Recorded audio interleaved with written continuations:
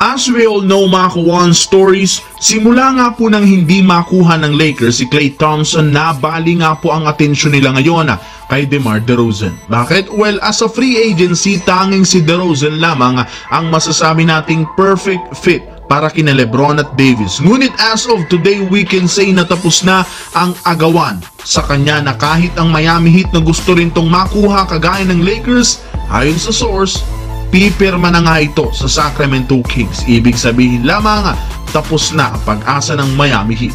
Pero dahil sa pag-trade nga sa kanya ng Chicago Bulls, nabigyan dito ang Lakers ng pagkakataon na makuha si Nikola Vucevic. Well, tara't pag-usapan natin yan at talakayin ng unang practice ng Team USA. Pero bago yan, please don't forget to hit the notification bell at mag-subscribe sa aking channel.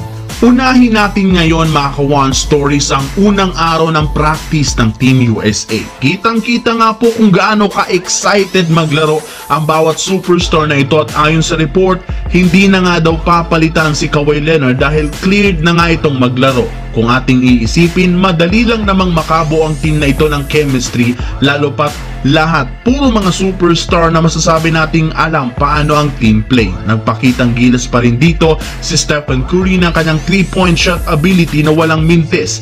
Lingid nga sa kaalaman ng lahat, Olympic gold medal na lamang ang kulang ngayon sa resume ni Stephen Curry, kaya naman desidido nga itong makuha. Hype pa nga itong makapaglaro dahil alam nating pangarap niyang kakampi si Lebron sa iisang team. Napasigaw pa nga siya matapos ang ginawang dunk ni Lebron.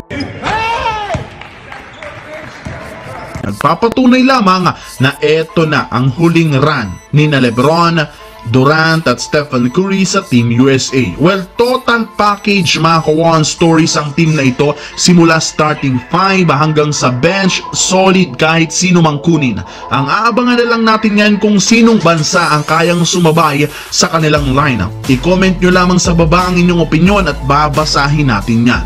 Samantala, it's official. Nakuha na nga po ng Sacramento Kings sa isang 3-team trade and sign and trade deal ang kanilang target na si DeMar DeRozan. As we all know, nabali nga ang atensyon dito ng Lakers matapos silang mabigo kay Klay Thompson, at dahil sa pagkuha ni Lebron ng max contract, mas lalong lumabo ang kanilang tsansa kay DeRozan. Kahit nga Miami na gusto ring makuha ito ayon kay Wojnarowski, mas nanaig pa rin ang kagustuhan ng Sacramento Kings na makuha ito para may partner kay Domantas Sabonis at De'Aaron Fox. Sa ngayon, loaded na sa ganda ang lineup ng Kings. In addition of DeMar DeRozan, mas lalong lumalim ang lineup nila ngayon.